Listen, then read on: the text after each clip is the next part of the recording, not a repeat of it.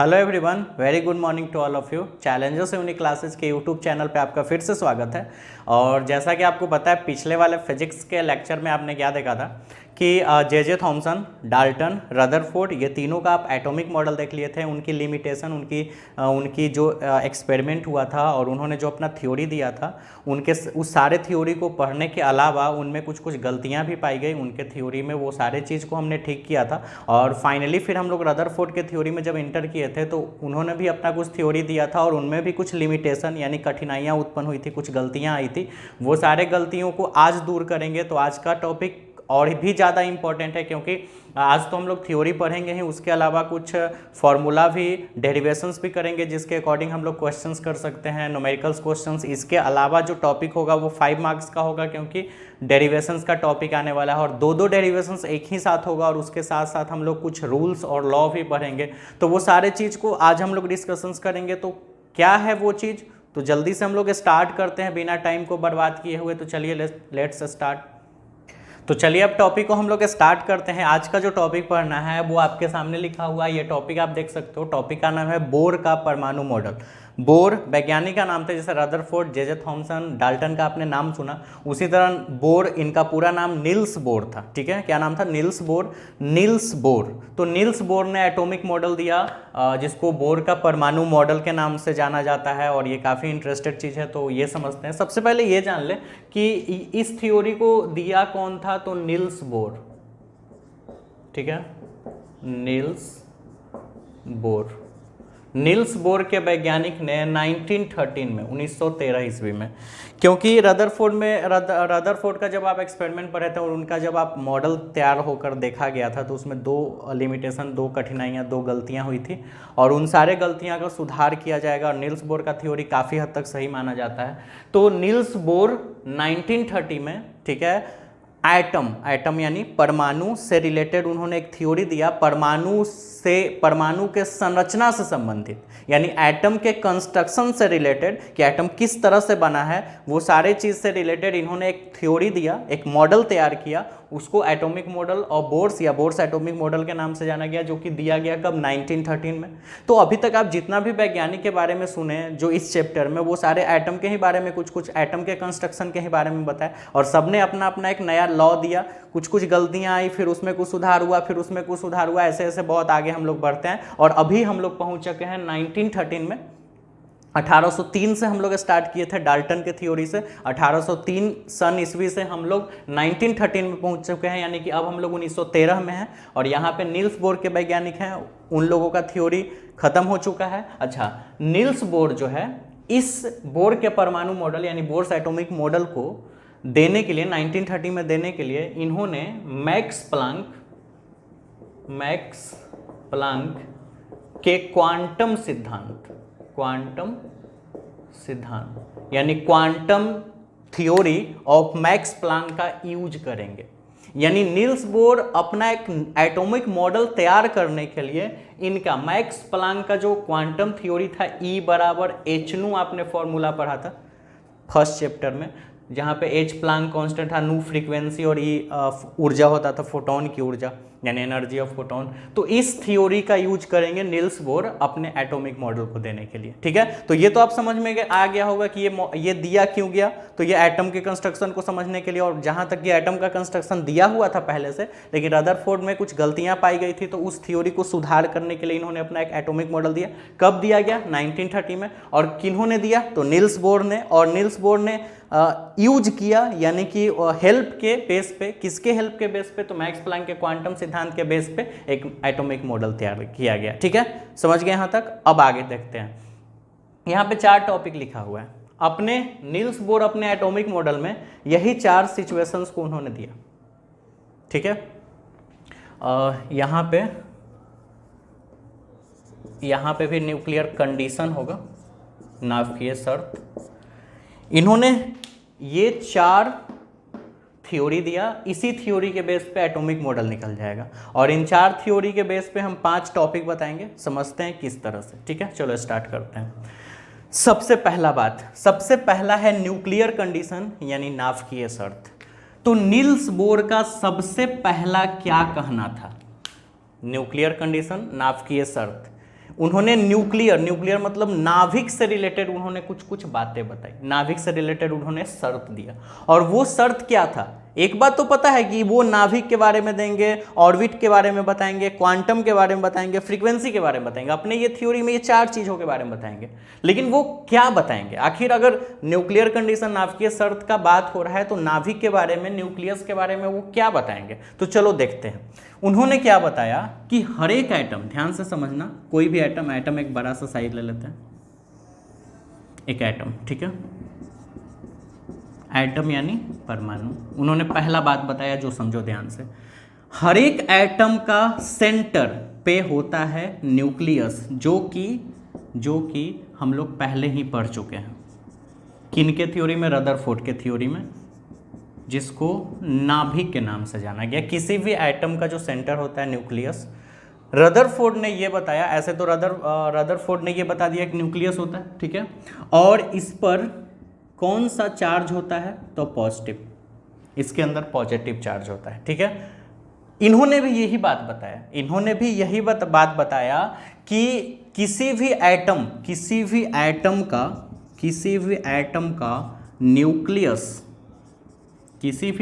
का nucleus positive charge होता है, पॉजिटिव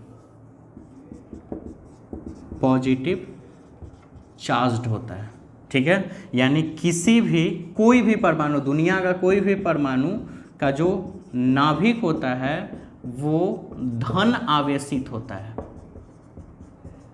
किसने बताया था? ये रदरफोर्ड ने ही बता दिया था। अभी हम इन नील्स बोर का थ्योरी बता रहे हैं, लेकिन ये बात तो रदरफोर्ड ने ही बता दिया था कि किसी भी एटम यानी परमाणु का न्यूक्लियस यानी नाभिक पॉजिटिव चार्ज होता है, धन आवेशित होता है, पॉजिटिव चार्ज्ड होता है, ठीक है। लेकिन इन्होंने इसके अलावा एक बात बताई कि वो जो चार्ज होता है, उस चार्ज का वैल्यू, चार्ज को क्यू से इंडिकेट करते हैं, स्मॉल क्यू, कैपिटल क्यू, किसी से भी बस क्यू होना चाहिए, ठीक है। तो इसका पर अगर ठीक है ये पॉजिटिव चार्ज है, लेकिन उस चार्ज का वैल्यू क्या है, कितना अमाउंट में चार्ज है, तो वो चार्ज जेडी के बराबर है, जेडी के बराबर। ये नया थ्योरी नील्स बोर ने जोड़ा। ये तो रदरफोर्ड ही बता दिए कि किसी भी एटम के अंदर जो न्यूक्लियस होता है वो धन आवेशित होता है, पॉजिटिव चार्ज। नील्स बोर ने भी अपने थ्योरी में ये बात लिखा कि हाँ ऐसा होता है, लेकिन उस चार्ज का वैल्यू कितना होता है, कितना अमाउंट में, तो Q बराबर जेडी के बराबर होता है। आप समझ में नहीं आ रहा होगा कि Q क्या है, जेडी क्या है, ध्यान से समझते हैं। Q हो गया आवेश यानी चार्ज। किसका चार्ज? तो न्यूक्लियस का, किसी भी एटम के न्यूक्लियस, नाभिक का चार्ज, ठीक है। ये किसका है?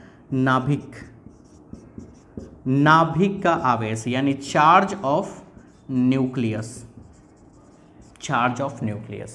ठीक है। अच्छा जेड क्या है? जेड है परमाणु संख्या यानी एटॉमिक नंबर। किसका परमाणु संख्या? ठीक है।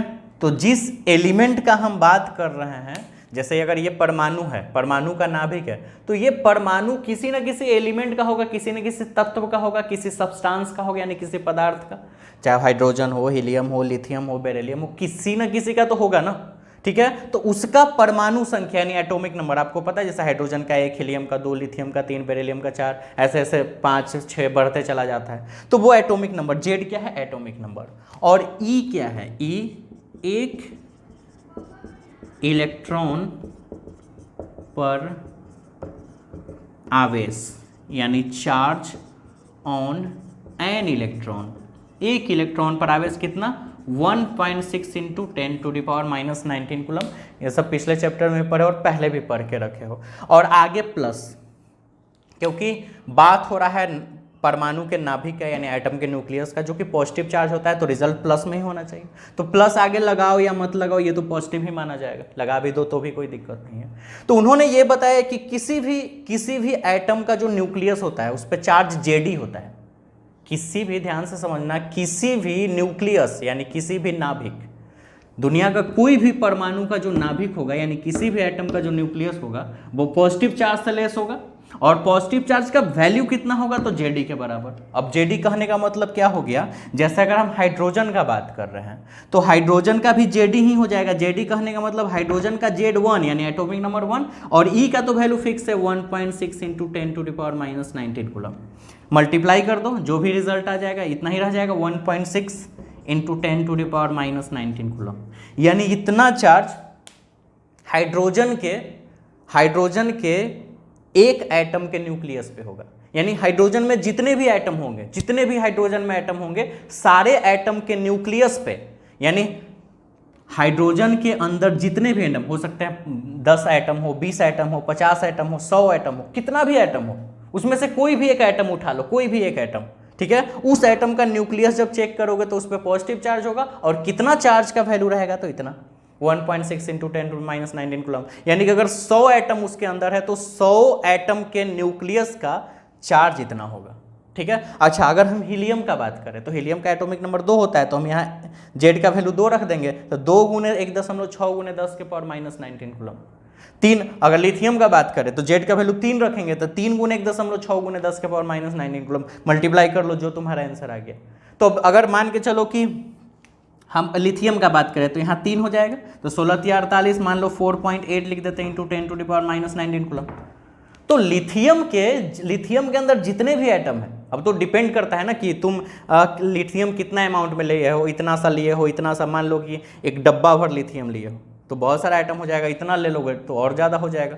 तो जितना अमाउंट में तुम लोगे एटम का संख्या भी बढ़ते जाएगा। तो चाहे कितने भी एटम का संख्या हो, एक एटम हो या करोड़ों एटम हो, हर एक एटम के न्यूक्लियस यानी हर एक परमाणु के नाभिक पर जो चार्ज होगा वो पॉजिटिव होगा, ये तो पहले से पता है। और कितना होगा, तो इतना 4.8 इंटू 10⁻⁻19। तो तुमको किसी भी एटम का, किसी भी सब्सटेंस के एटम का अगर न्यूक्लियस पे चार्ज पता करना है तो सीधा 1.6 गुने 10⁻⁻19 से गुना कर देना है उसके एटॉमिक नंबर में।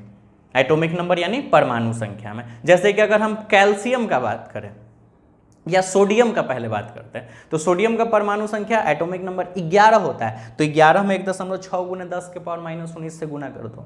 तो इससे ये पता चल गया कि सोडियम के एक परमाणु के नाभिक यानी न्यूक्लियस पर जो चार्ज होगा वो 11 गुने 1.6 गुने 10⁻⁻19 कूलम होगा। अब उसमें जितने भी एटम होंगे सब पर वही चार्ज हो जाएगा, है ना। अगर हम यूरेनियम का बात करें, यूरेनियम का 92 होता है, तो 92 में 1.6 गुने 10⁻⁻19 कूलम से मल्टीप्लाई कर दो। यानी उसके अंदर जितने भी एटम है, सारे एटम के सेंटर में जो न्यूक्लियस है वो पॉजिटिव चार्ज, और उस पर चार्ज कितना होगा, तो समझ रहे हो, 92 गुने 1.6 गुने 10⁻⁻19 कूलम। तो ये पहला लॉ बताया गया, ठीक है। यानी यही है न्यूक्लियर कंडीशन, नाभिकीय शर्त, ठीक है। अभी इसमें एक और बात बताया जाएगा, लेकिन यहाँ तक आप समझ गए। ये सब आपको स्क्रीनशॉट, ये आप इसका स्क्रीनशॉट ले लो, ये वाला, ये आप याद रखना, क्योंकि जो आपका थ्योरी में लिख के हम आपको देंगे वो इस तरह से नहीं, कुछ अलग तरीके से 5 टॉपिक बना के लिखा हुआ रहेगा। ये एक स्पेशल बातें हैं, ये आप स्क्रीनशॉट लेके आप रफ में अपना या कहीं नोट में आप नोट कंप्लीट कर लेना, ठीक है। आप ले लिए स्क्रीनशॉट। तो अब इसको हम मिटा लेते हैं, फिर आगे का थ्योरी बताते हैं। तो चलिए अब आगे बढ़ते हैं। एक बात तो समझ में आ गया कि न्यूक्लियर कंडीशन, नाभिकीय शर्त के आधार पर एक बात समझ में आ गया कि एटम, किसी भी एटम का न्यूक्लियस नाभिक पॉजिटिव चार्ज होता है और उस पर उसका वैल्यू कितना होता है, तो जेडी के बराबर, जहां जेड एटॉमिक नंबर है, परमाणु संख्या, और ये एक इलेक्ट्रॉन का चार्ज है, और क्यू तो आवेश का वैल्यू हो गया, ठीक है। समझ गए, क्यू बराबर जेडी। अच्छा, न्यूक्लियर कंडीशन में ही एक और बात, 5 टॉपिक बनेगा, ध्यान से समझना। इसमें दो टॉपिक बनेगा, फिर इसमें एक बनेगा, फिर इसमें एक बनेगा, फिर इसमें एक, तो 3 इधर 2 इधर, 5 टॉपिक बनेगा इसके बेस पे। तो हम लोग अभी न्यूक्लियर कंडीशन ही पढ़ रहे हैं। न्यूक्लियर कंडीशन, पहला न्यूक्लियर कंडीशन ये हुआ कि चार्ज, पॉजिटिव चार्ज होता है न्यूक्लियस यानी सेंटर, और उसका वैल्यू होता है जेडी के बराबर। न्यूक्लियर कंडीशन के अनुसार ही दूसरा बात, जो कि ऑलरेडी रदरफोर्ड ने ही बता दिया था, बस इन्होंने अपने थ्योरी में भी उस बात को लिखा कि हाँ ये भी सही है, ये भी सही है। जैसे कि अगर मान लो कि सपोज एक कोई भी गाड़ी है, पल्सर एक गाड़ी है, उस गाड़ी को जब बनाया गया, ठीक है, तो चक्का लगाया गया, हेडलाइट लगाया गया, सब चीज़ लगाया गया। कुछ दिन के बाद पता चला कि नहीं, हेडलाइट ऐसे गोल ना हो के ऐसे थोड़ा VIP टाइप का, स्टाइलिश टाइप का हो जाना चाहिए, तो स्टाइलिश टाइप का लगा दिया गया। लेकिन इसका मतलब ये नहीं है कि पहले स्टेयरिंग था तो स्टेयरिंग वैसा ही छोड़ दिया, और ऐसा थोड़े कि चक्का को हटा के टायर न लगा के वहाँ पे वो लकड़ी का टायर लगा दिया, वो रबर का ही टायर है ना। तो कुछ कुछ चीज़ को आप बदल सकते हो, जो जो गलतियां हैं आप उसको सुधार सकते हो, या फिर कुछ कमी रह गई है उसको आप बदल सकते हो। ध्यान से समझो हम क्या बोल रहे हैं कि अगर कोई आदमी ने किसी चीज़ को सर्च किया तो आप क्या कर सकते हो, दो चीज़ कर सकते हो। पहला, अगर उन्होंने जो थ्योरी दिया या कोई काम किया तो उसमें जो जो गलतियां हैं उसको आप सही कर सकते हो, ठीक है। दूसरा, अगर कुछ कमियां हैं तो आप उस कमी को पूरा कर सकते हो। लेकिन जो बातें सही हैं, उन्होंने अगर मान लो रदरफोर्ड ने 5 बातें बताई, ये बात सही है, ये इसमें कुछ कमी रह गई है और बाकी ये सब गलत है, ये 3 गलत है, तो इन तीनों को हटा के आप इसके जगह पे नया थ्योरी दोगे और इसमें जो कमी रह गया है इसको आप पूरा करोगे, और ये जो ऑलरेडी सही है तो ये सही ही है, ये आपने थ्योरी में भी मेंशन करोगे कि हाँ ये बात सही है, इसमें कोई अथी नहीं है। तो यही चीज़ है, ये पहला थ्योरी ये दिया, और दूसरा जो अभी हम एग्जांपल दिए दूसरा पर ये समझो, रदरफोर्ड ने ये बता दिया था कि न्यूक्लियस पे प्लस, ठीक है, और बाहर ऑर्बिट में घूमते रहते हैं इलेक्ट्रॉन, और ये दोनों में प्लस माइनस, एक पे प्लस चार्ज एक पे माइनस चार्ज, दोनों में होगा अट्रैक्शन, अट्रैक्शन यानी आकर्षण, और इस अट्रैक्शन आकर्षण के कारण ये दोनों में अभिकेंद्रीय बल उत्पन्न होगा। अभिकेंद्रीय बल जो कि हम उस दिन भी पढ़ाए थे, ठीक है, अभिकेंद्रीय बल, सेंट्रीपेटल फोर्स, ठीक है, और इसके कारण से इलेक्ट्रॉन इस ऑर्बिट में चारों तरफ घूमेगा। ये रदरफोर्ड ने बताया था और इन्होंने भी अपने थ्योरी में ये लिखा, ठीक है। क्या लिखा कि न्यूक्लियस पॉजिटिव यानी धनावेशित, इलेक्ट्रॉन निगेटिव यानी ऋणावेशित, दोनों में अट्रैक्शन यानी आकर्षण बल लगता है, जिसके कारण से इन दोनों के बीच में अभिकेंद्रीय बल, सेंट्रीपेटल फोर्स प्रोड्यूस हो जाता है, और इस बल के कारण इलेक्ट्रॉन लगातार घूमते रहते हैं। और इस चीज़ का एक्सप्लेनेशन 11th क्लास में ही कर दिया गया था, ठीक है। तो फिर कोई दिक्कत नहीं है, ये आप पहले से समझ रहे हो, बस इतना याद रखना कि दोनों में अट्रैक्शन लगता है, जिसके कारण ये फोर्स आ जाता है और उसके कारण वो घूमते रहता है। तो न्यूक्लियर कंडीशन नाभिकीय शर्त के अकॉर्डिंग ये 2 बातें बताई गई, पहला कि चार्ज जेडी के बराबर होता है, और दूसरा अगर घूमता है इलेक्ट्रॉन चारों तरफ तो किसके कारण, तो सेंट्रीपेटल फोर्स, अभिकेंद्रीय बल के कारण। और ये क्यों आता है, तो दोनों के बीच में आकर्षण यानी अट्रैक्शन फोर्स, आकर्षण बल लग जाता है, ठीक है। आप 2 समझ गए। अब हम लोग चलते हैं स्टेशनरी ऑर्बिट में, क्लियर है। चलो, तो अब हम लोग आगे पढ़ते हैं। न्यूक्लियर कंडीशन नाभिकीय शर्त हमने पढ़ा, अब स्टेशनरी ऑर्बिट, अस्थायी कक्षा के बारे में जानते हैं। स्टेशनरी ऑर्बिट को अस्टेबल ऑर्बिट के नाम से भी जान सकते हैं, जिसको हिंदी में अस्थायी कक्षा ही बोलेंगे। तो स्टेशनरी ऑर्बिट बोलिए, या अस्टेबल ऑर्बिट बोलिए, सेम चीज़ है। 2 बात हम लोग सीख गए इसके अनुसार। तीसरा इन्होंने अपने कंडीशन में, अपने मॉडल में तीसरा बात इन्होंने क्या बताया, अब वो समझते हैं। इन्होंने बताया कि एटम, अगर एक एटम है, इसका सेंटर है जिसको आप न्यूक्लियस यानी नाभिक बोलते हो, ठीक है, जो जिस पर पॉजिटिव चार्ज है, इलेक्ट्रॉन घूम रहा है। इन्होंने बताया कि इलेक्ट्रॉन सब, रदरफोर्ड ने बताया था कि इलेक्ट्रॉन सारे ऑर्बिट में घूमते हैं, लेकिन इन्होंने बताया इलेक्ट्रॉन सारे ऑर्बिट में नहीं घूमते हैं, और वो तो किस ऑर्बिट में घूमते हैं वो हम इसमें पढ़ेंगे, ठीक है। इन्होंने बताया कि इलेक्ट्रॉन सारे ऑर्बिट में नहीं घूमते, सारे कक्षा में नहीं घूमते, उन्होंने बता दिया था कि सारे कक्षा में घूमते हैं। तो किस कक्षा में घूमते हैं वो इसमें पढ़ेंगे। इसमें क्या पढ़ना है, इसमें ये पढ़ना है, इन्होंने बताया कि इलेक्ट्रॉन सारे कक्षा में नहीं घूमते हैं, इलेक्ट्रॉन कुछ स्पेशल कक्षा में घूमते हैं, और उस स्पेशल कक्षा में, यानी जो स्पेशल टाइप का कक्षा है, उसमें इलेक्ट्रॉन घूमने वाले इलेक्ट्रॉन रेडिएशन यानी विकिरण उत्पन्न नहीं करते हैं, प्रोड्यूस्ड नहीं करते हैं। रदरफोर्ड ने बताया था, रदरफोर्ड की यही तो गलतियां हुई थी कि अगर इलेक्ट्रॉन सारे ऑर्बिट में घूम रहा है तो धीरे धीरे उसमें से रेडिएशन निकलते रह जाएगा, और एनर्जी रेडिएशन यानी ऊर्जा निकलते जाएगा, ऊर्जा निकलते निकलते फाइनल ऐसा कंडीशन आएगा कि सारा ऑर्बिट खत्म हो जाएगा, इलेक्ट्रॉन के पास भी एनर्जी खत्म हो जाएगा, और इतना कम पावर हो जाएगा कि वो घुस जाएगा, खत्म हो जाएगा, उसका ऑर्बिटे खत्म हो जाएगा, सिर्फ न्यूक्लियस बच जाएगा, न्यूक्लियस का अस्तित्व खत्म हो जाएगा, तो एटम का भी अस्तित्व खत्म हो जाएगा। यही तो था स्टेबिलिटी ऑफ एटम का थ्योरी, जो कि आपने पहले पढ़ा था। तो उन्होंने बता दिया था कि रेडिएशन प्रोड्यूस्ड होगा, उनके अकॉर्डिंग, उनके थ्योरी के अकॉर्डिंग रेडिएशन प्रोड्यूस्ड होता, लेकिन इन्होंने बताया कि ये radiation electron special special orbit में घूमता है। कौन सा स्पेशल ऑर्बिट में, यहाँ पढ़ेंगे। लेकिन इन्होंने बताया कि एट न्यूक्लियस के चारों तरफ बहुत सारी कक्षाएं हैं, ऑर्बिट्स हैं, लेकिन उस सारे ऑर्बिट में इलेक्ट्रॉन ना घूम के कुछ स्पेशल ऑर्बिट में घूमते हैं और साथ ही रेडिएशन यानी विकिरण, इलेक्ट्रोमैग्नेटिक वेव यानी विद्युत चुंबकीय तरंग उत्पन्न नहीं करते हैं। ठीक है। अच्छा, उस ऑर्बिट को, जिस ऑर्बिट में इलेक्ट्रॉन घूमते हैं, उस ऑर्बिट को स्टेशनरी ऑर्बिट या स्टेबल ऑर्बिट यानी अस्थायी कक्षा के नाम से जाना जाता है। समझ के बाद ब्रदर नील्स बोर ने क्या बताया है, इलेक्ट्रॉन कक्षा में ही घूमते हैं लेकिन सारे कक्षा में नहीं, कुछ स्पेशल कक्षा में, और उसके अलावा ये रेडिएशन यानी विकिरण उत्पन्न नहीं करते हैं, इलेक्ट्रोमैग्नेटिक वेव यानी विद्युत चुंबकीय तरंग उत्पन्न नहीं करते हैं।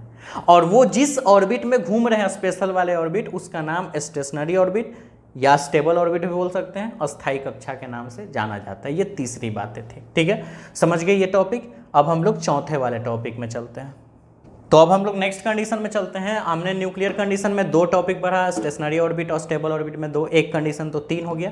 अब क्वांटम कंडीशन यानी कि तीसरे वाले टॉपिक में चलते हैं। तो ये चौथा रूल हो जाएगा ना, क्योंकि 2 इसमें पढ़ लिए, एक इसमें एक इसमें।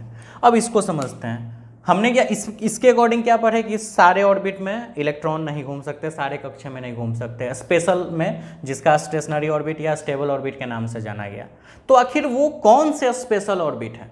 ठीक है, तो इसमें बताया गया कि इलेक्ट्रॉन केवल उसी कक्षा में घूम सकते हैं, इलेक्ट्रॉन केवल उसी ऑर्बिट में मूव कर सकते हैं जिसमें इलेक्ट्रॉन का कोणीय संवेग, ठीक है, इलेक्ट्रॉन का कोणीय संवेग को इंग्लिश में बोलते हैं एंगुलर मोमेंटम, ठीक है, h/2π का पूर्णांक गुणज रहे। समझाते हैं ये क्या है, h/2π का पूर्णांक गुणज यानी इंटीग्रल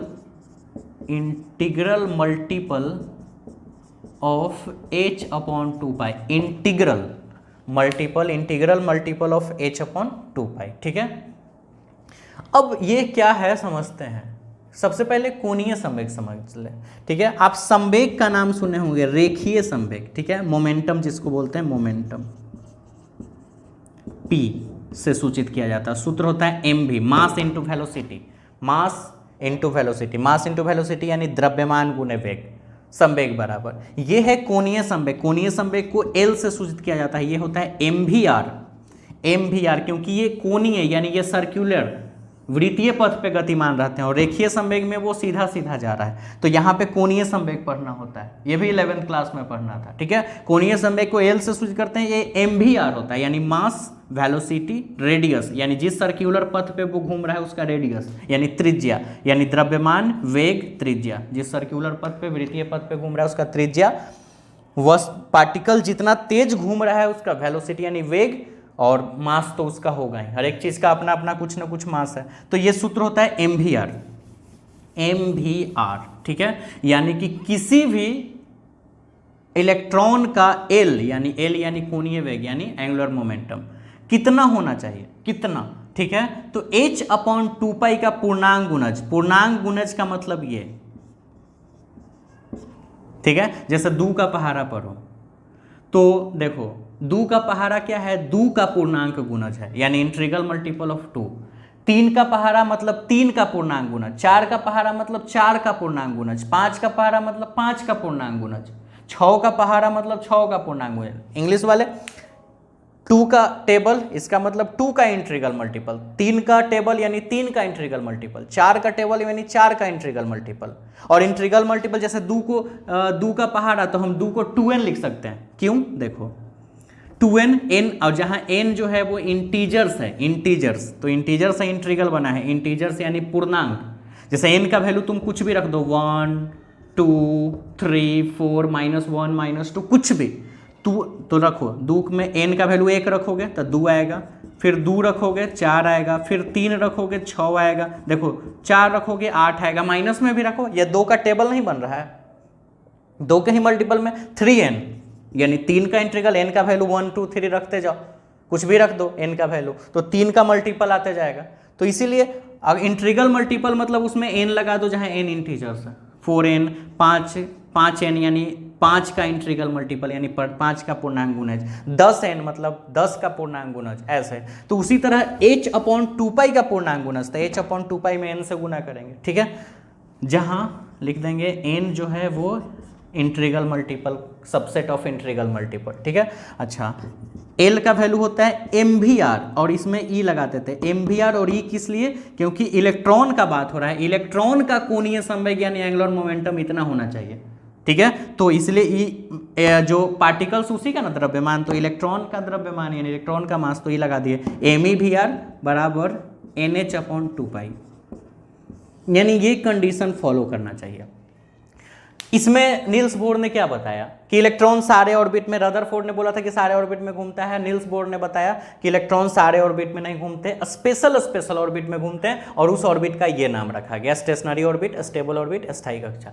लेकिन आप कैसे चूज करोगे कि वो स्पेशल है, उसी में इलेक्ट्रॉन सिर्फ घूमेगा, दूसरे में नहीं? तो पहचान करने का एक तरीका है कि हम उस ऑर्बिट में इलेक्ट्रॉन का एंगुलर मोमेंटम निकालेंगे, उस ऑर्बिट में इलेक्ट्रॉन का एंगुलर मोमेंटम यानी कोणीय संवेग निकालेंगे, और अगर वो वैल्यू इस चीज को फॉलो कर जाए, h/2π का पूर्णांक गुणज यानी इंट्रीगल मल्टीपल ऑफ h/2π आ जाए, तो इलेक्ट्रॉन उसमें मूव करेगा, अन्यथा नहीं करेगा, ठीक है। उस मल्टीपल में होना चाहिए, यानी कि n का वैल्यू जैसे रिजल्ट आ जाए, ठीक है, रिजल्ट आ गया 1 × h/2π या 2 × h/2π, कुछ भी इस तरह का वैल्यू आ जा रहा है, इसका मतलब उसमें h/2π लगा हुआ है। अब h का वैल्यू 2 तो 2 ही है, पाई का वैल्यू 3.14, सब रख के सॉल्व करेंगे तो कुछ ना कुछ वैल्यू आएगा ना। मान लो वैल्यू 5 आ गया, सपोज 5 आएगा नहीं, लेकिन h/2π का वैल्यू रख के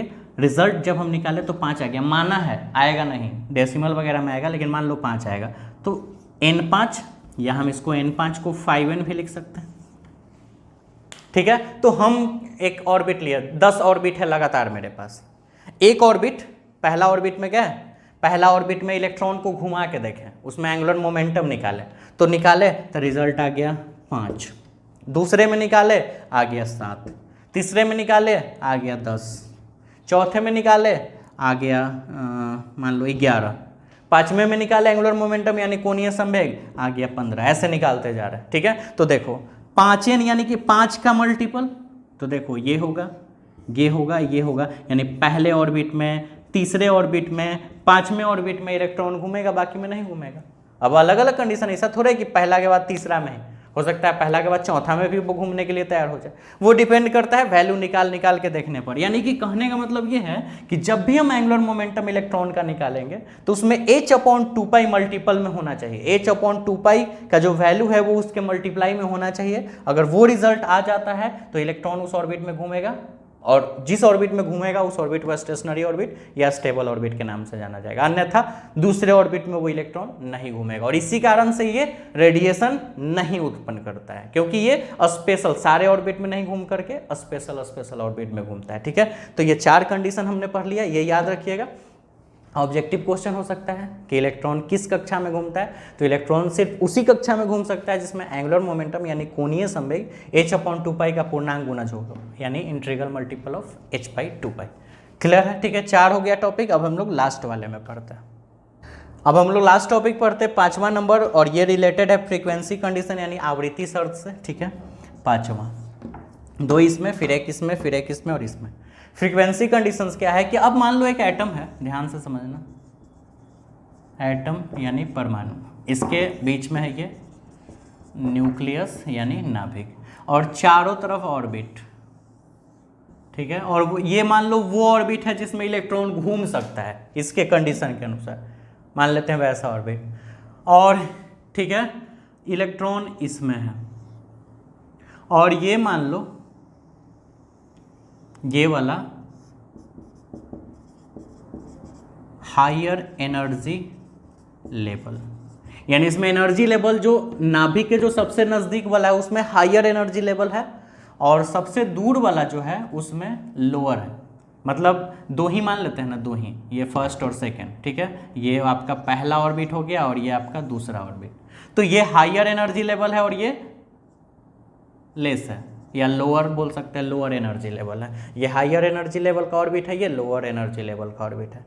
इलेक्ट्रॉन क्या करता है, इलेक्ट्रॉन अगर ऑर्बिट ट्रांसफर करे, इलेक्ट्रॉन वो आगे हम लोग पढ़ेंगे कैसे ट्रांसफर करता है। इलेक्ट्रॉन अगर एक ऑर्बिट से दूसरे ऑर्बिट में जाए, कैसे जाएगा, किस तरह से उसको भेजा जाएगा, वो सारा चीज हम लोग आगे पढ़ेंगे। अभी नील्स बोर के थ्योरी के अकॉर्डिंग ये समझो कि अगर इलेक्ट्रॉन अपना ऑर्बिट बदला और ऑर्बिट बदल के वो हायर से गया लोअर, यानी कि वो न्यूक्लियस के नजदीक वाले से दूर वाले में गया, तो नजदीक का हायर एनर्जी होता है, दूर का लोअर एनर्जी, तो हायर से गया लोअर, ठीक है।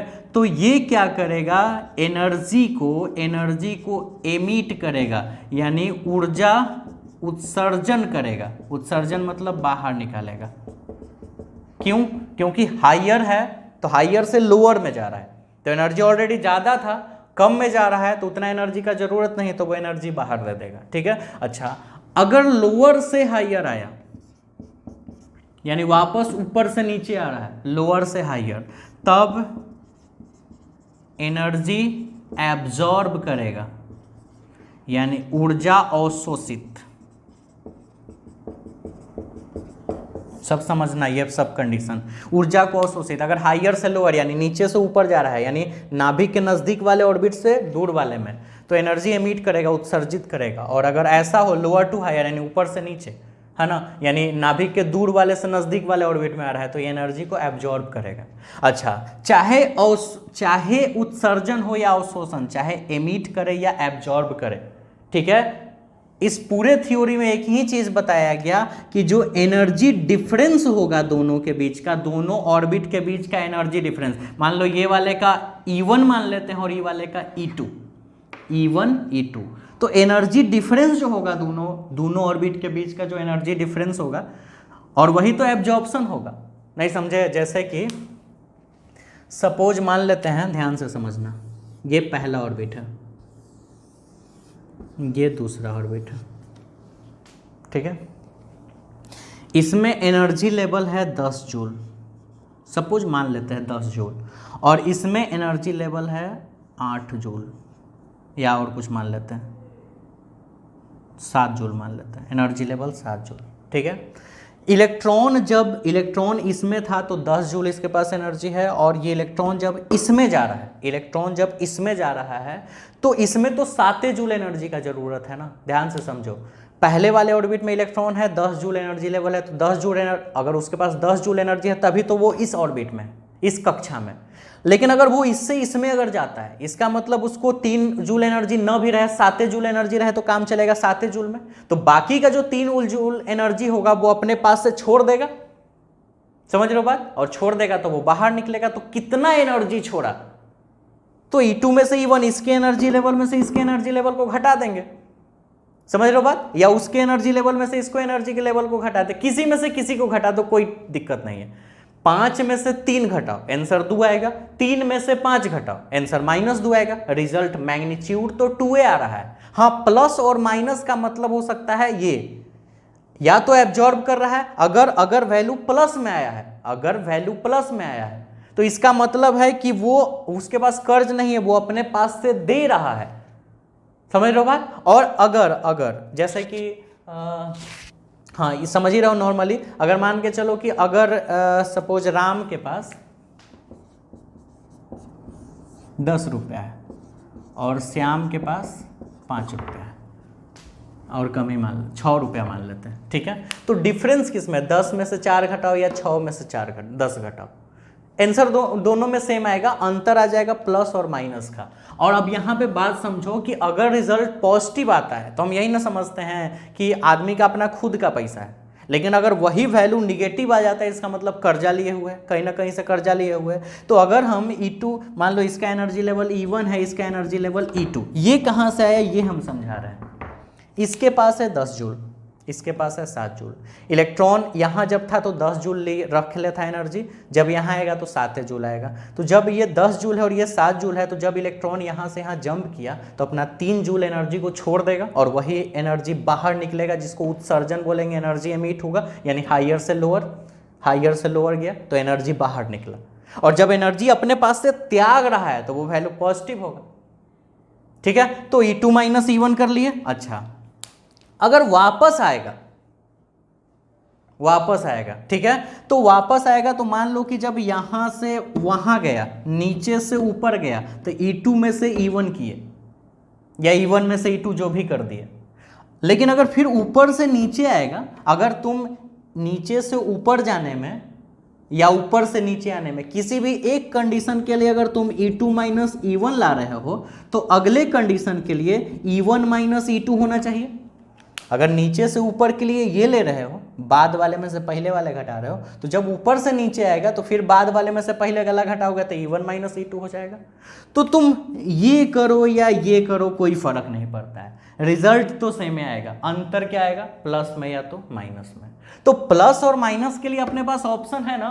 अगर मान लो यहां 10 में से 7 घटाएंगे तो 3 आएगा, और 10 में से 7 में से 10 घटाएंगे तो -3 आएगा, जो भी है आंसर तो 3 आ रहा है। तो अगर हो सकता है प्लस में 3 जूल आया तो हम इसको मान लेंगे कि ये उत्सर्जित कर रहा है, और अगर माइनस में आया तो हम मान लेंगे कि अवशोषित कर रहा है। तो तुम E2 माइनस E1 फॉर्मूला रखो या E1 माइनस E2 फॉर्मूला रखो, कोई दिक्कत नहीं है। समझ रहे हो बात। तो इसीलिए आप कंफ्यूज मत होना कि E2 माइनस E1 क्यों लिखे, E1 माइनस E2 क्यों नहीं लिखे, ये हम ये इतना दूर समझा रहे थे।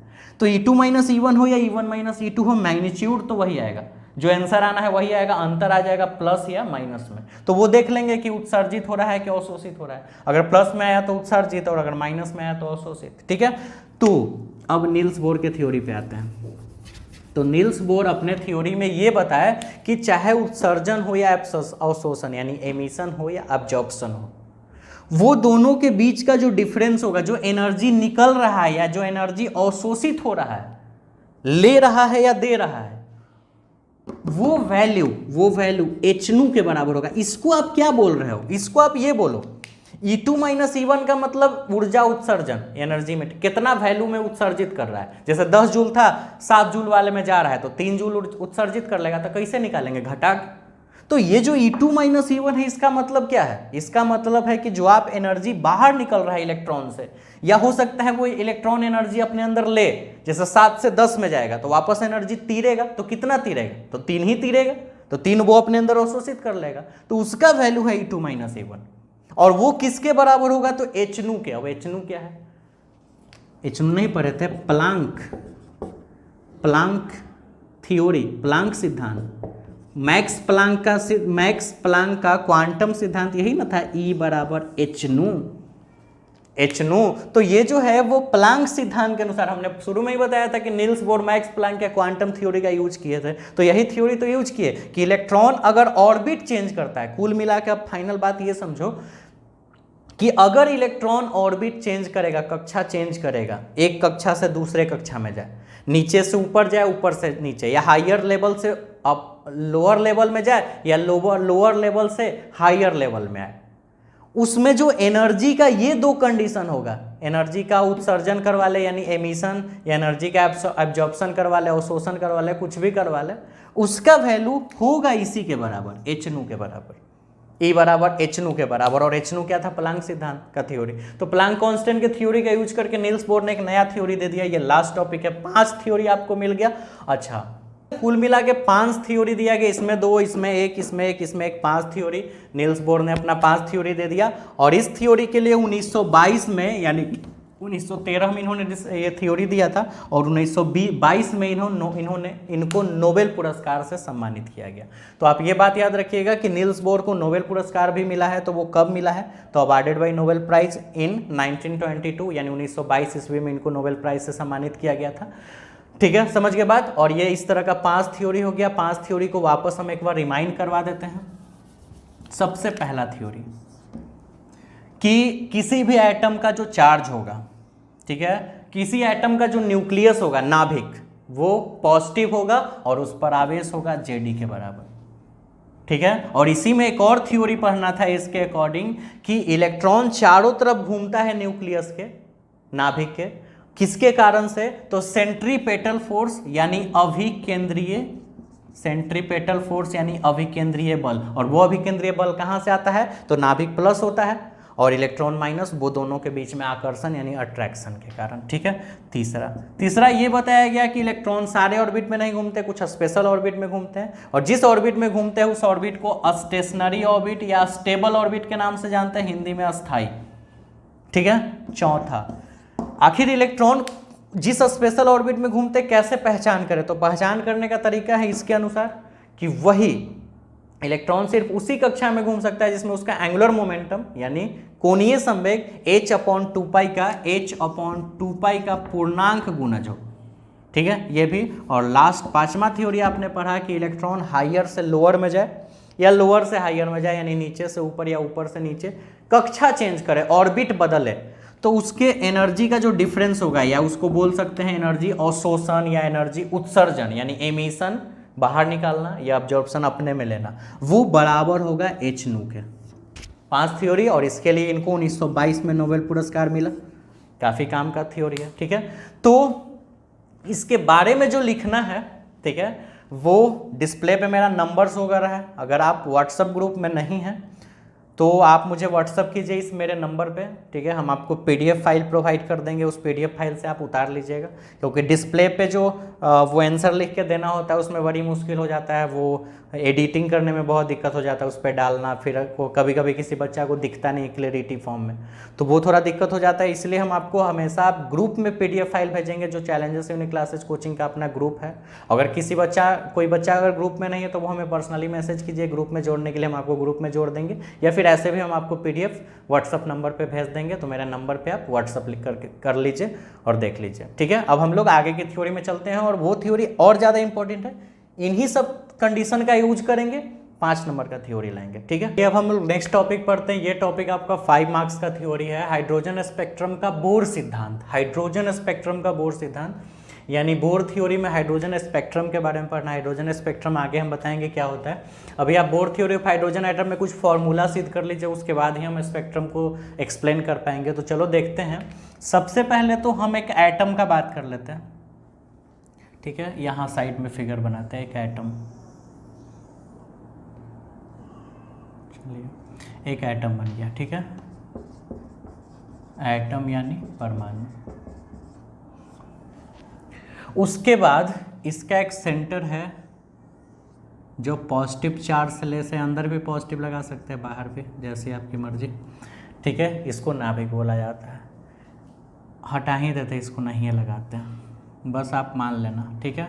और हाइड्रोजन का बात हो रहा है, हाइड्रोजन एटम का, ठीक है। ये मान लो इसका रेडियस, हर एक का रेडियस होगा। मान लो एक एटम है गोल रूप में, वृत्ताकार रूप में, तो रेडियस होगा।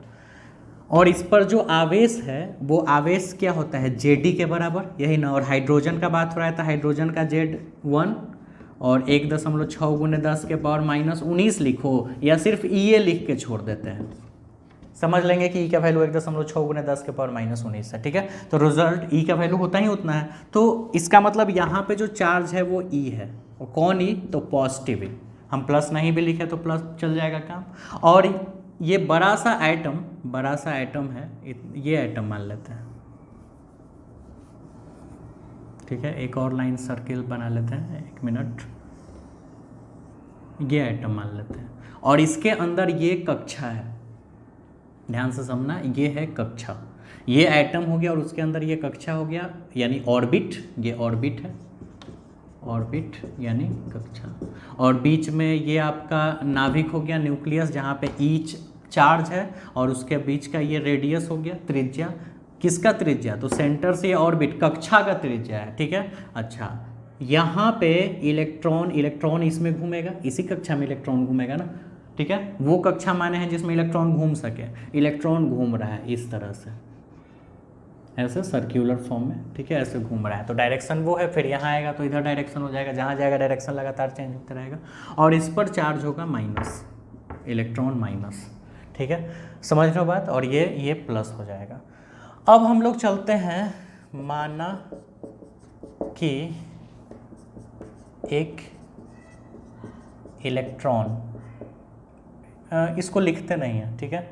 एक काम करते हैं, क्योंकि हम आपको थ्योरी में देंगे ही तो इसको लिखने का ज़रूरत नहीं है, हम डायरेक्ट फार्मूला प्रूफ करते हैं, क्योंकि जो पीडीएफ फाइल हम आपको ग्रुप में देंगे उसमें सारा लिखा हुआ है। बस आप समझ लो, माना ये एक इलेक्ट्रॉन है, इलेक्ट्रॉन का मास जो है वो m है, और इलेक्ट्रॉन भी वेग से गतिमान है, भी वेग से, भी वेलोसिटी से चल रहा है, और उसका द्रव्यमान मास m है। क्लियर, ठीक है, ये बात याद रखोगे।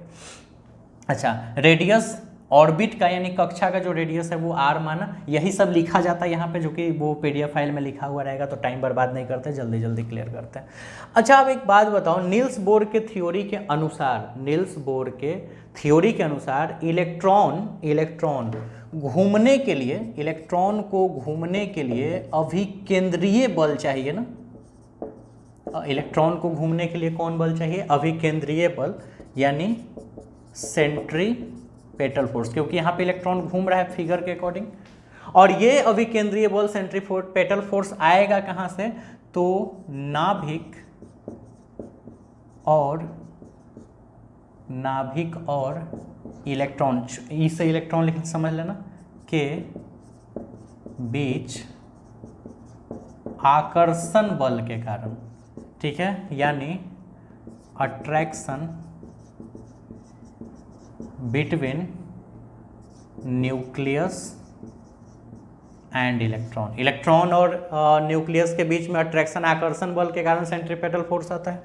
सेंट्रीपेटल फोर्स का सूत्र 11th क्लास में पढ़ना था, mv²/r, ये सेंट्रीपेटल फोर्स का वैल्यू होता है। सी लगा दे देंगे, सेंट्रीपेटल फोर्स mv²/r, ठीक है, mv²/r, और यहाँ E लगाएंगे क्योंकि मास ऑफ इलेक्ट्रॉन mv²/r, ठीक है, जहाँ r हो गया रेडियस, v से वेलोसिटी, जिस वेलोसिटी से वो घूम रहा है, और m मास। अच्छा, आकर्षण बल, हालांकि ये चीज़ अभी हम नहीं पढ़ाएं, इलेक्ट्रोस्टैटिक्स में पढ़ना था हम लोग, तो अभी पहले लाइट और मॉडर्न फिजिक्स से पढ़ रहे हैं।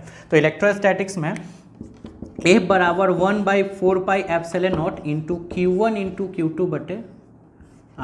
एप्सिलॉन, ये सब हम बताएंगे, रिलेटिविटी होता है फ्री स्पेस का, वो आगे हम लोग पढ़ेंगे, जैसे मॉडर्न फिजिक्स खत्म होगा तो फिर तो वही स्टार्ट होना है। 1/4πε0, ऐसे सी ऐसे लिख के बीच में ऐसे ये एप्सिलॉन है, एप्सिलॉन, और इसमें लग गया तो एप्सिलॉन 1/4πε0 Q1 इंटू Q2/r²। ये कूलम्ब थ्योरी है। साइंटिस्ट सीए कूलम्ब नाम के एक वैज्ञानिक थे जिन्होंने चार्ज को भी खोजा है, चार्ज का यूनिट इसीलिए कूलम्ब होता है। तो सीए कूलम्ब के अकॉर्डिंग ये जो है वो फोर्स, अट्रैक्शन और रिपल्सन, चार्ज के कारण अट्रैक्शन और रिपल्सन फोर्स का ये फॉर्मूला है 1/4πε0 Q1 इंटू Q2/r²। ये फॉर्मूला यहाँ पे यूज होगा, ठीक है। यही अट्रैक्शन फोर्स, प्लस और माइनस के बीच में जो अट्रैक्शन और रिपल्सन होता है उसका ये फॉर्मूला लगता है, ठीक है, ध्यान से समझिएगा।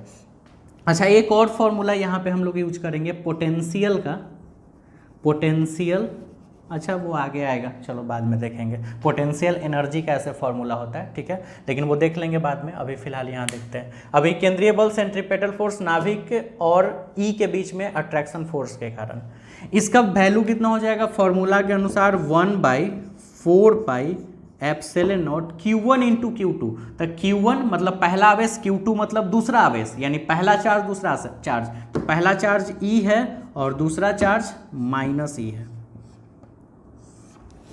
ठीक है। बटा में अट्रैक्शन, बटा में क्या है? R², सॉरी R2 लिखा गया, R² मतलब बीच के बीच डिस्टेंस का स्क्वायर, ठीक है। फिर से फॉर्मूला, अभी केंद्रीय बल mv², इसके बीच का attraction four 1/4πε0 Q1 into Q2, तो E गुने -E बटा में R²। हालांकि माइनस को हटाएंगे हम बाद में, लेकिन अभी यहीं से देख लो, ये R से एक R कट जाएगा, ठीक है। अब देखो mv² बराबर -1/4πε0 E²/r, ठीक है। अच्छा, उसके बाद एक काम करते हैं, इसको कर देते हैं इक्वेशन फर्स्ट, ठीक। ये थोड़ा सा और सोल्व करके इक्वेशन फर्स्ट करेंगे तो और मज़ा आएगा।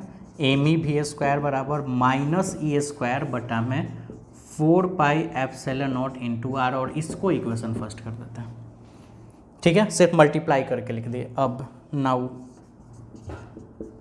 आपको ये सब उतारना थोड़ा है, क्योंकि हम तो आपको सारा PDF फाइल देंगे, आप समझो कैसे कैसे होगा।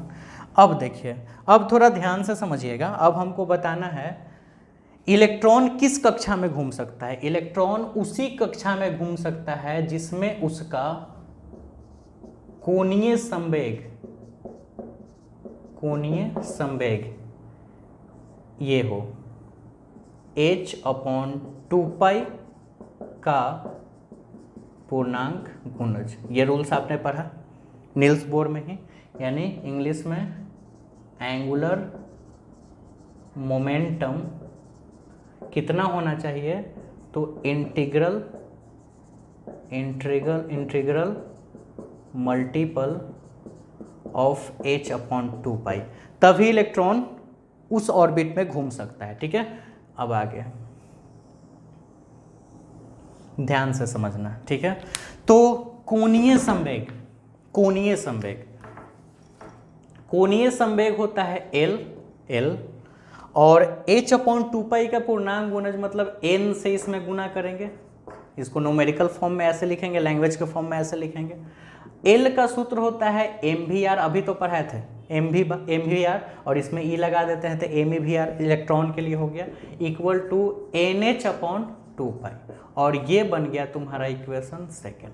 ये दोनों थ्योरी हमने मन से नहीं लाया, ये सारा चीज आपको पता है। पहला नील्स बोर ने ही बताया कि अभिकेंद्रीय बल इलेक्ट्रॉन क्यों घूमते हैं, तो इस बल के कारण, और ये आता किसके कारण से है, तो नाभिक यानी न्यूक्लियस और इलेक्ट्रॉन के बीच में फोर्स, और हम सिर्फ उसका फॉर्मूला यूज करके हम इक्वेशन तैयार कर लिए। दूसरा, उन्होंने ही बताया कि इलेक्ट्रॉन उसी ऑर्बिट में घूम सकता है जिसमें एंगुलर मोमेंटम यानी कोणीय संवेग इतना होना चाहिए, तो मैंने दूसरा इक्वेशन ये बना दिया।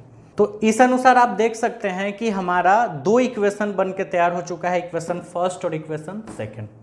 ठीक है, अब हम लोग इस दो इक्वेशन का किस तरह से यूज करेंगे वो समझते हैं। हालांकि यहाँ तक कोई दिक्कत नहीं होना चाहिए, दोनों नील्स बोर का थ्योरी है। नील्स बोर के अकॉर्डिंग ये हुआ अभी क्योंकि इलेक्ट्रॉन तभी घूम सकता है जब सेंट्रीपेटल फोर्स ये फोर्स हो, अभिकेंद्रीय बल, और ये इसके कारण से आता है नाभिक और इलेक्ट्रॉन के बीच में जो attraction force.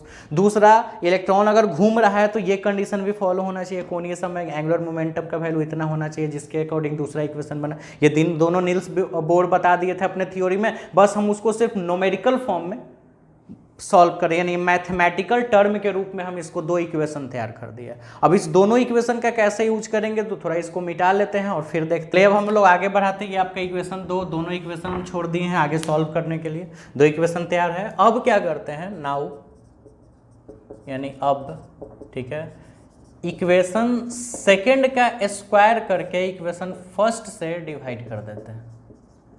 We get, Hindi में इक्वेशन सेकेंड स्क्वायर बटा फर्स्ट स्क्वायर से, सिर्फ से लगा दोगे, ये लिख के, इतना लिख के, और आगे कुछ नहीं, ये लिख के और से लिख दो। ठीक है, चलो अब इक्वेशन सेकेंड का स्क्वायर करो, इक्वेशन सेकेंड यहाँ इसका स्क्वायर, तो एमी भी आर का स्क्वायर बटा में इक्वेशन फर्स्ट, तो एमी भी स्क्वायर। ठीक है, इक्वल टू, अब राइट साइड तो NH/2π का होल स्क्वायर, क्योंकि इक्वेशन सेकंड का स्क्वायर करना है, बटा में -E² बटा 4πε0 इंटू आर। अब ये सब हटा देते हैं। आप स्क्रीनशॉट नहीं लिए थे कोई बात नहीं, क्योंकि सारा चीज़ लिख के PDF प्रोवाइड हो जाएगा, सिर्फ आप समझ लो इसको। ठीक है, फिर आप लिख लेना वहाँ से, अच्छे से लिखा हुआ होगा, ME² V² R² बटा में MEV²। ठीक है, ME² V² R² बटा में जो है वो इधर N² H² बटा में 4π², N² H² बटा में 2π², तो 4π² इंटू, ठीक है, नीचे वाला ऊपर तो 4πε0 इंटू आर बटा में -E²। ठीक है, अच्छा, V² से V² कैंसिल, एमी से एक एमी कैंसिल, तो स्क्वायर खत्म हो जाएगा।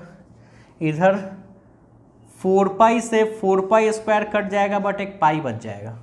ठीक है ना, क्योंकि 4π से 4π कट जाएगा, एक पाई तो बच ही जाएगा क्योंकि π² है, और कुछ नहीं करना चाहिए। आगे देखते हैं, m e into R² equal to N² H² ε0 R बटा में -E²। ठीक है, अब देखिए, इस R से एक R कट जाएगा, तो R का वैल्यू अगर निकाला जाए तो फाइनली क्या बचेगा, N² H² ε0, N² H² ε0, Amy नीचे चला जाएगा और माइनस को यहाँ लगा देते हैं, एमी इंटू E²। अच्छा, ये R का वैल्यू निकला है, R मतलब रेडियस, रेडियस मतलब त्रिज्या, त्रिज्या कभी निगेटिव नहीं होता है, तो इसीलिए मोड लेके दोनों तरफ से माइनस हटा देते हैं, दोनों तरफ मोड लेके। रेडियस आप निगेटिव कभी देखे नहीं होंगे, तो इसलिए R, तो R शुरू से भी नहीं लगाते, माइनस शुरू से भी नहीं लगाते हुए चलते, देखो बस ये लिख दे रहे हैं वैल्यू, यानी हमने माइनस मोड लेके माइनस को हटा दिया, क्योंकि रेडियस माइनस में नहीं होता, हमने आर का ही वैल्यू निकाला है। ठीक है, ये इक्वेशन थर्ड है, इसका भी हम लोग आगे यूज करेंगे। ठीक है, लेकिन कुछ हद तक ये फॉर्मूला क्लियर हो गया। इसको अरेंज कर देते हैं, एप्सिलॉन नॉट एच स्क्वायर बटा M E into E square, ये आर का वैल्यू निकला। आर मतलब जहां आर कक्षा की त्रिज्या है, कक्षा की त्रिज्या, यानी where R is a radius of N orbit.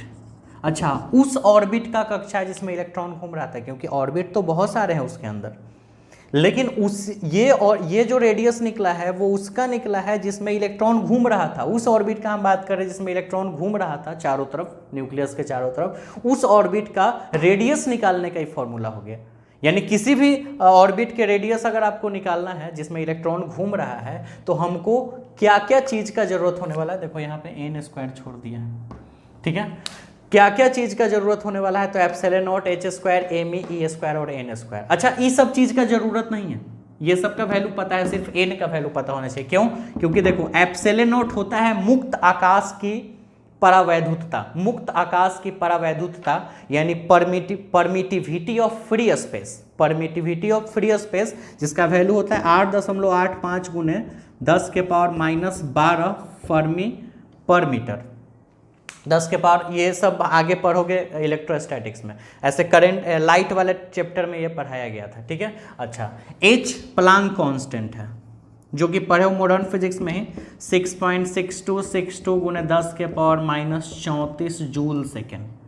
ठीक है, अच्छा, तीसरा एमी मतलब मास ऑफ इलेक्ट्रॉन, इलेक्ट्रॉन का mass 9.11 into 10 to the power minus 31 kg। ठीक है, रहा ई स्क्वायर, तो ई का value 1.6 into 10 to the power minus 19 coulomb. तो इस चार गो का तो वैल्यू फिक्स है, वो तो इतना ही रहेगा, लेकिन एक चीज का वैल्यू फिक्स नहीं है, एन स्क्वायर का। यानी एन का मतलब नंबर ऑफ ऑर्बिट, एन का मतलब नंबर ऑफ ऑर्बिट। ठीक है, एन क्या है?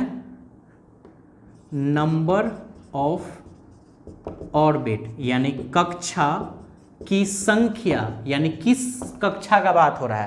अगर इलेक्ट्रॉन पहले कक्षा में घूम रहा है तो n का मान 1 होगा। इलेक्ट्रॉन अगर दूसरे कक्षा में घूम रहा है तो n का मान 2 होगा। इलेक्ट्रॉन अगर तीसरे कक्षा में घूम रहा है तो n का मान 3 होगा, और बाकी सब का तो वैल्यू फिक्स है। तो एक काम करेंगे, epsilon naught H square M E और ई स्क्वायर सब का वैल्यू निकाल के कुछ को वैल्यू बना, कुछ ना कुछ तो रिजल्ट आएगा ना। इसको सॉल्व, एन स्क्वायर को भी हटा दो, ये सब का वैल्यू अगर रखोगे तो रिजल्ट मान लो 5 आ गया, आएगा नहीं 5, मान लो 5 आ गया, तो 5 गुने एन स्क्वायर बच जाएगा। हालांकि कुछ ना कुछ वैल्यू आएगा ये सब रखने पे, अभी हम मान लेते हैं कि 5 आया। ठीक है, तो एन का वैल्यू 1, पहले ऑर्बिट का बात कर रहे हैं तो एन का वैल्यू 1 रख देंगे, मल्टीप्लाई कर देंगे, पहले कक्षा का त्रिज्या निकल गया, रेडियस निकल गया। दूसरे और कक्षा का अगर त्रिज्या निकालना है, दूसरे ऑर्बिट का रेडियस, तो एन का मान 2 रख दो, मल्टीप्लाई कर दो। तो वो एक फिक्स वैल्यू आप रख के निकाल सकते हो, कितना वैल्यू आएगा वो तो हम आपको आगे करके दिखाई देंगे।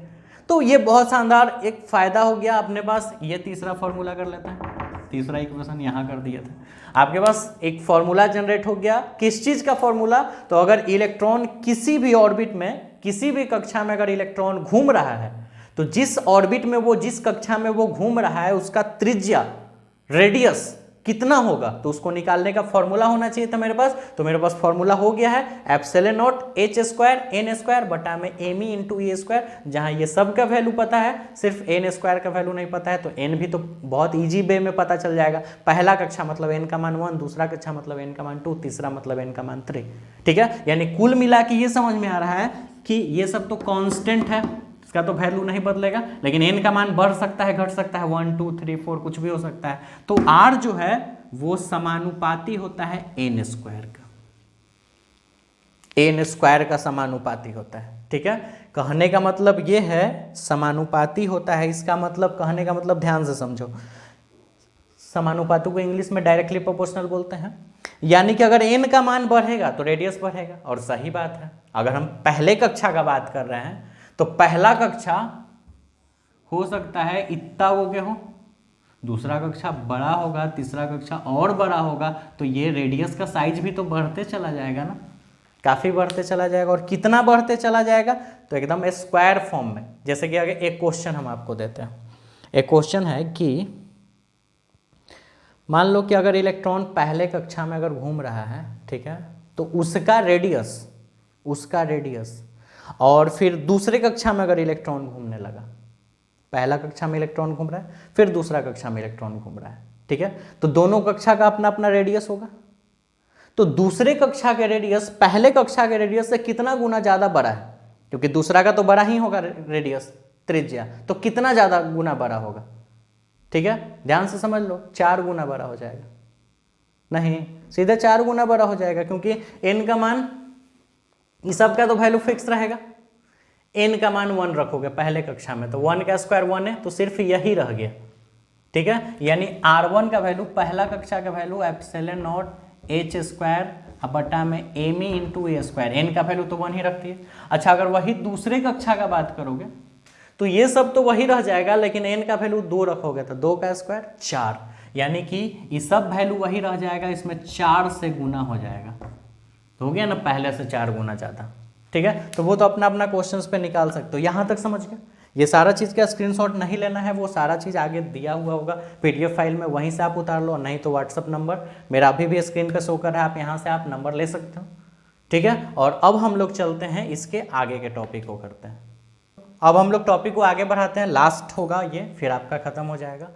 तो अब हम लोग अभी तक जो है वो हाइड्रोजन एटम का जो ऑर्बिट होता था कक्षा, उसका हम लोग रेडियस निकालने का फॉर्मूला पढ़ लिए, epsilon naught into h square n square बटा m इंटू a स्क्वायर, जहाँ ये मुक्त आकाश की परावैद्युतता है, परमिटिविटी ऑफ फ्री स्पेस, ये h प्लांक कांस्टेंट है यानी प्लांक नियतांक, n तो हो गया कक्षा की संख्या यानी नंबर ऑफ ऑर्बिट, एम हो गया इलेक्ट्रॉन का द्रव्यमान यानी मास ऑफ एन इलेक्ट्रॉन, ई हो गया एक इलेक्ट्रॉन पर आवेश यानी चार्ज ऑन एन इलेक्ट्रॉन, ठीक है। ये अब हम लोग आगे चलते हैं, जब रेडियस निकाल लिए तो हम एनर्जी निकालते हैं हाइड्रोजन एटम का। हाइड्रोजन एटम के ऑर्बिट का हमने रेडियस निकाला, अब हाइड्रोजन एटम के हम लोग उसका एनर्जी निकालते हैं। तो एनर्जी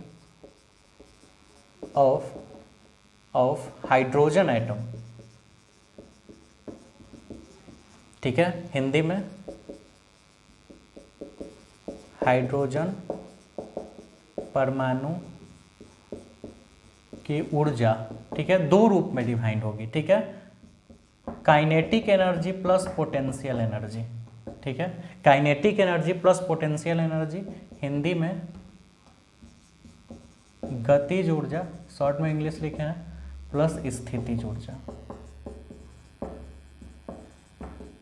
यानी kinetic energy plus potential energy, ठीक है, इस रूप में डिफाइंड होगा इक्वेशन। इसको हम मान लेते हैं A, ठीक है, या 4 मान लेते हैं, 3 तक माने हुए थे इक्वेशन 4, क्योंकि हाइड्रोजन एटम का एनर्जी E, चाहे थोड़ा सा और आगे बढ़ाते हैं, काइनेटिक एनर्जी को लिख देते हैं E के, या KE भी लिख सकते थे, यानी एनर्जी ऑफ काइनेटिक, पोटेंशियल को लिख देते हैं पोटेंशियल E, यानी कि एनर्जी ऑफ पोटेंशियल, ठीक है, energy of kinetic, energy of potential, ठीक है, समझ गए। शॉर्ट में काइनेटिक एनर्जी लिख सकते हैं, एनर्जी ऑफ काइनेटिक भी लिख सकते हैं।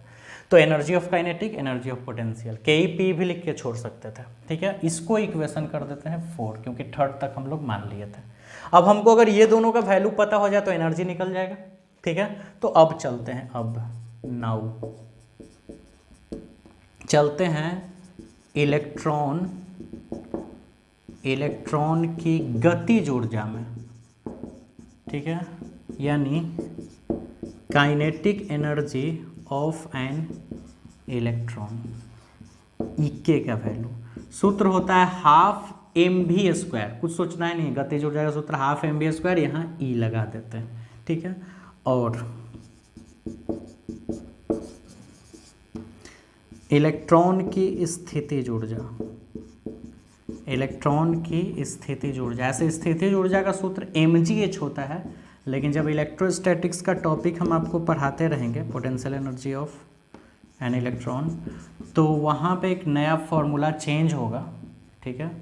तो वो फॉर्मूला क्या होगा वो देखिए, तो फॉर्मूला होता है पोटेंशियल एनर्जी का चार्ज से रिलेटेड फॉर्मूला होता है 1/4πε0 Q1 इंटू Q2 बटे आर स्क्वायर, नहीं सिर्फ आर स्क्वायर बल के लिए होता था, फोर्स, जो अपने फोर्स का फॉर्मूला अभी कुछ देर पहले लगाया था 1/4πε0 Q1 इंटू Q2 बटे आर स्क्वायर। यहाँ सिर्फ आर होता है पोटेंशियल एनर्जी स्थितिज ऊर्जा के लिए, ठीक है। तो इस पर फॉर्मूला लगाएंगे 1/4πε0, ठीक है, नीचे लिख लेते हैं 1 minute, energy of P 1/4πε0 into Q1 into Q2। तो Q1 मतलब पहला चार्ज इलेक्ट्रॉन और दूसरा चार्ज माइनस ही, यही हुआ था ना। अब बटा में त्रिज्या तो आर ही माना है, रेडियस, यानी कि वैल्यू आ जाएगा 1/4πε0 माइनस E²/r, ठीक है। इसको भी थोड़ा चेंज कर देते हैं और थोड़ा डिटेल्स, क्योंकि जब इसको चार्ज के फॉर्म में डिफाइन किया है तो इसको मास वेलोसिटी के फॉर्म में क्यों, इसको भी चार्ज के रूप में। अच्छा, कुछ देर पहले आपने ये पढ़ा था कि सेंट्रीपेटल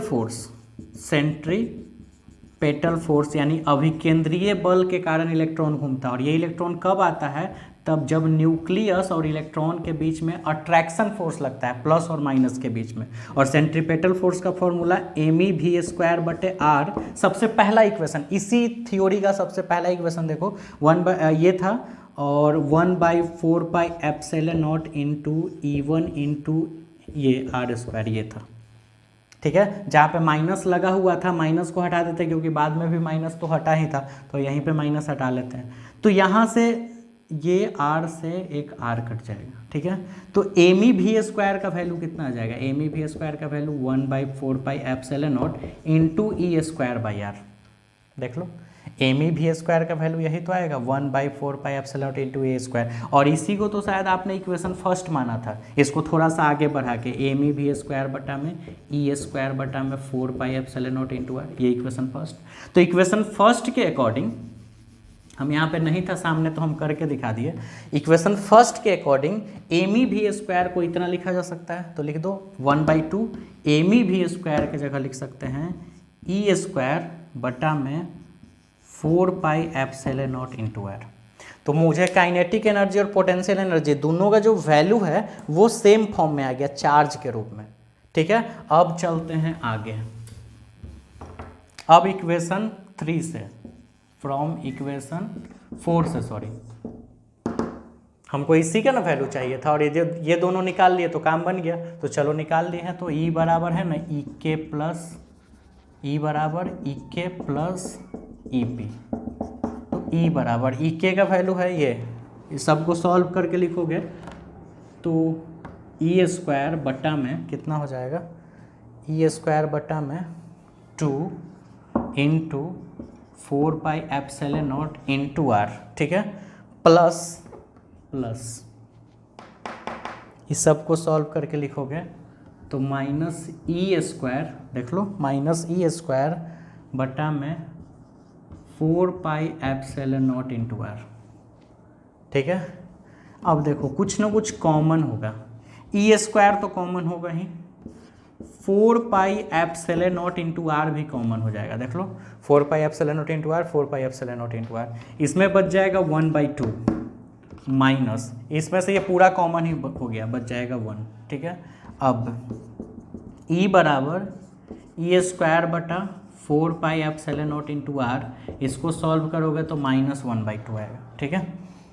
तो अब इसको आप डिपेंड करता है माइनस में रखना चाहो या प्लस में, वही माइनस और प्लस का सिर्फ इतना ही मतलब रहेगा कि अगर माइनस में है वैल्यू इसका मतलब एनर्जी एब्जॉर्ब कर रहा है, अगर प्लस में रिजल्ट आ रहा है मतलब एनर्जी बाहर निकाल रहा है, ठीक है। तो माइनस E² बटा में 8πε0 इंटू r, E का वैल्यू आ गया माइनस E² बटा में 4 दूना 8, 8πε0 इंटू r, ये E का वैल्यू आ गया। अभी थोड़ा और आगे बढ़ाते हैं, ठीक है, ये सब आप समझ चुके हो, मिटाते हैं इसको। देखिए अब E बराबर माइनस E² बटा में 8πε0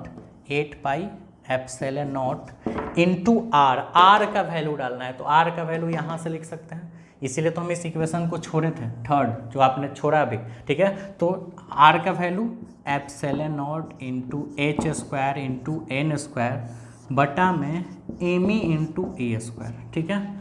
अब इसको आगे सॉल्व करते हैं। ई बराबर ई स्क्वायर ऊपर चला जाएगा तो ई के पावर 4 हो जाएगा, एम ई भी ऊपर जाएगा, ठीक है, बटा में नीचे क्या बचेगा 8 पाई तो बचेगा, epsilon naught into epsilon naught square H square N square, यही तो बचा। देखो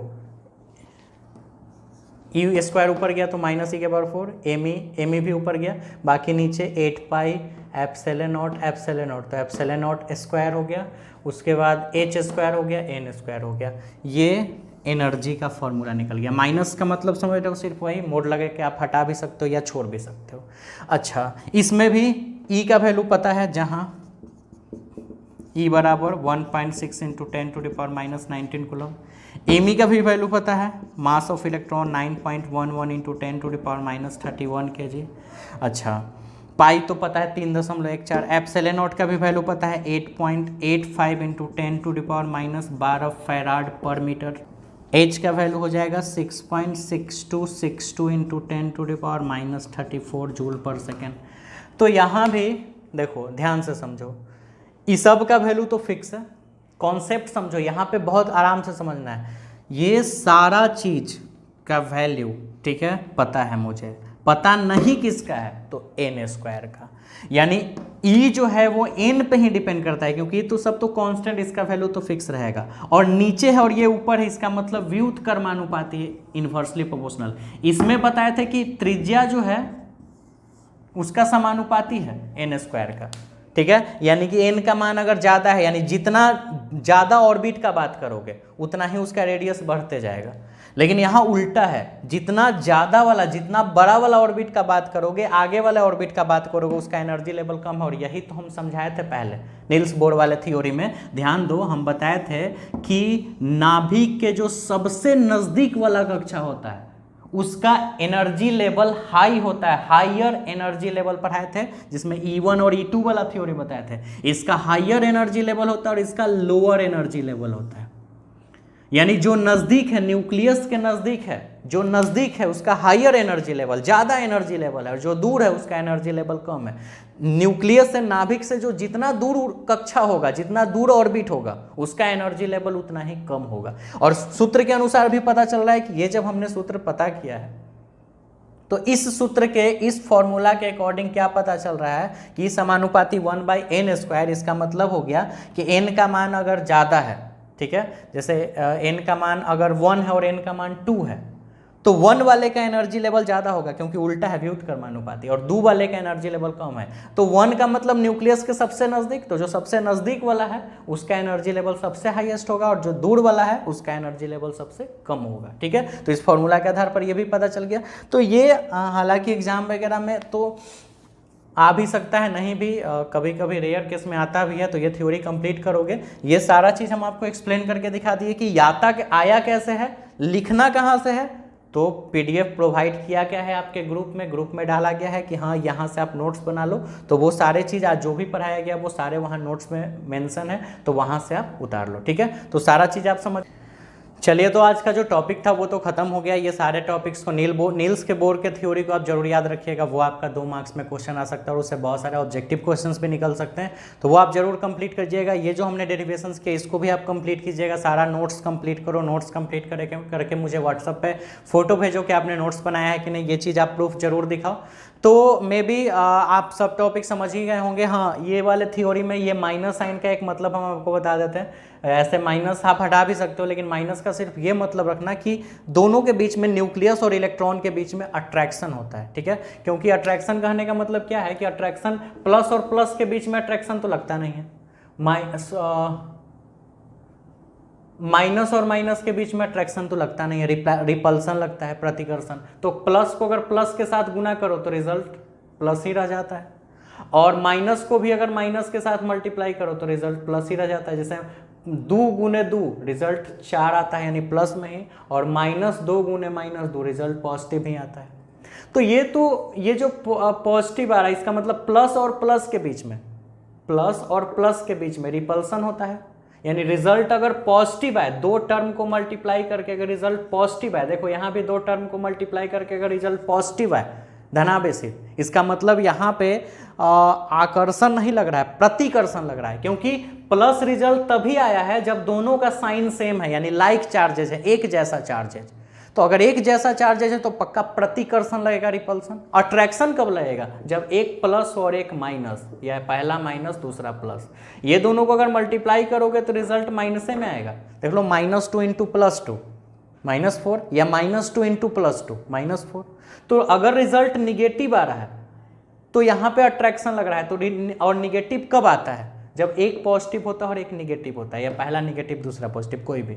तो अगर रिजल्ट निगेटिव आ रहा है इसका मतलब अट्रैक्शन लग रहा है, अगर रिजल्ट पॉजिटिव आ रहा है इसका मतलब रिपल्सन लग रहा है। तो यहाँ पे अट्रैक्शन लगता है क्योंकि न्यूक्लियस प्लस होता है, इलेक्ट्रॉन माइनस, दोनों के बीच में प्लस माइनस, तो अट्रैक्शन लगता है। तो अट्रैक्शन के लिए रिजल्ट निगेटिव में आना चाहिए, इसलिए यहाँ पे एनर्जी लेवल निगेटिव में होता है।